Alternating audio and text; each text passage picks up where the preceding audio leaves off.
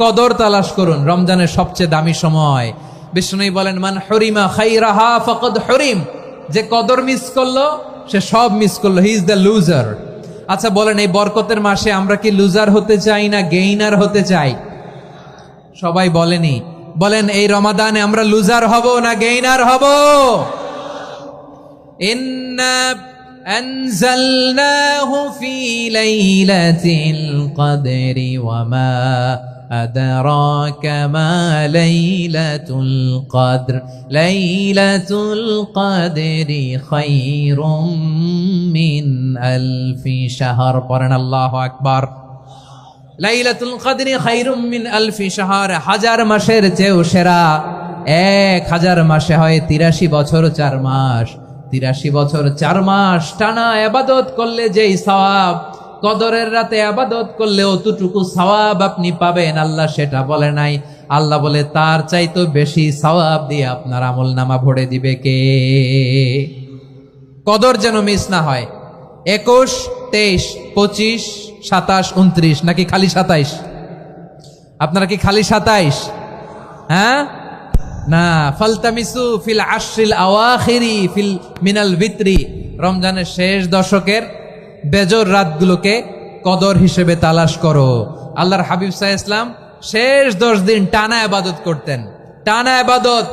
ইদা জাআল আশরু আহিয়াল লাইলা আইকাযা আহলা ওয়া জাদ্দা ওয়া শাদ্দাল মিজার, সারা রাত জেগে ইবাদতের নজির নবীজির নাই, শুধু রমজানের শেষ দশক ছাড়া। সুবহানাল্লাহ বলেন।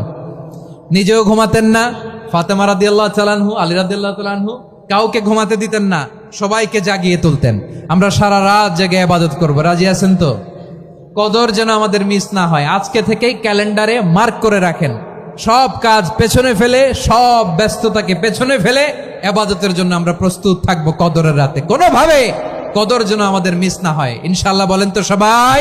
প্রিয় ভাইয়েরা, আপনার আমল আল্লাহর কাছে কবুল হবে সংখ্যার বিচারে না উত্তমতার বিচারে? বলেন তো, সংখ্যার বিচারে না উত্তমতার বিচারে?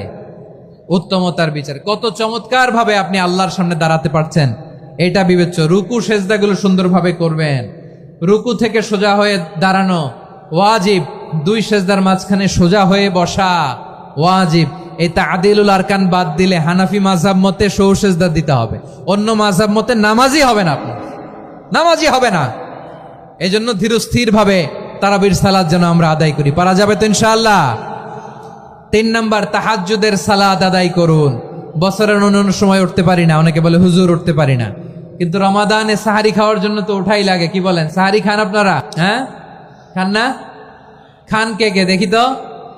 মাশাআল্লাহ মাশাআল্লাহ, এই সুন্নত পালনের জন্য 1 নাম্বার। মাশাআল্লাহ, ঠিক আছে, পালন করবেন।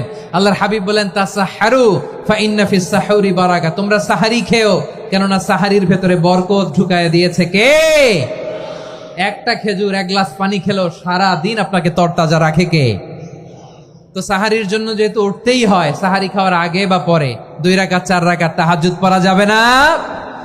রব্বুল আলামিন বলেন, ওয়ামিনাল লাইলি ফাতাহাজ্জাদ বিহি নাফিলাতান লাকা আসা আইয়াবআসাকা রাব্বুকা মাকামাম মাহমুদা।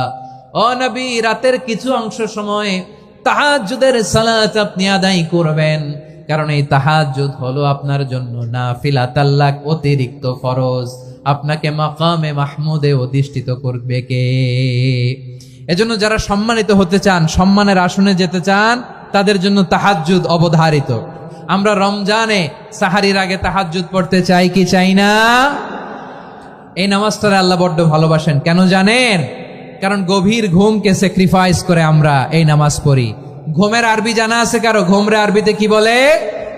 অনেকগুলো আরবি আছে। একটা আরবি হচ্ছে নুআস, তন্দ্রা, তন্দ্রা, আমানাতান নুআসা কোরআনে এসেছে। আরেকটা আছে ঝিমুনি, ঝিমুনি, এইভাবে ঝিমুনি আসে ঘুমের আগে, এটারে বলে সিনা। এটারে কি বলে? সিনা। স্বাভাবিক ঘুমকে আরবিতে বলে নাউম। স্বাভাবিক ঘুমকে কি বলে?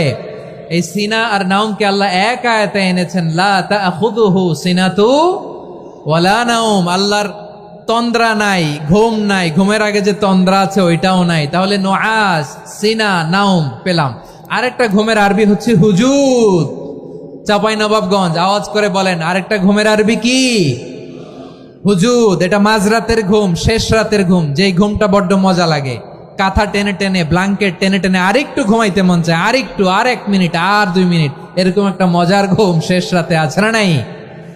এই শেষ রাতের ঘুম, এই হুজুদের ঘুমকে স্যাক্রিফাইস করে যেই সালাত পড়া হয়, ওই সালাতের আরবি নাম হচ্ছে সলাতুল হুজুদ বা সলাতুত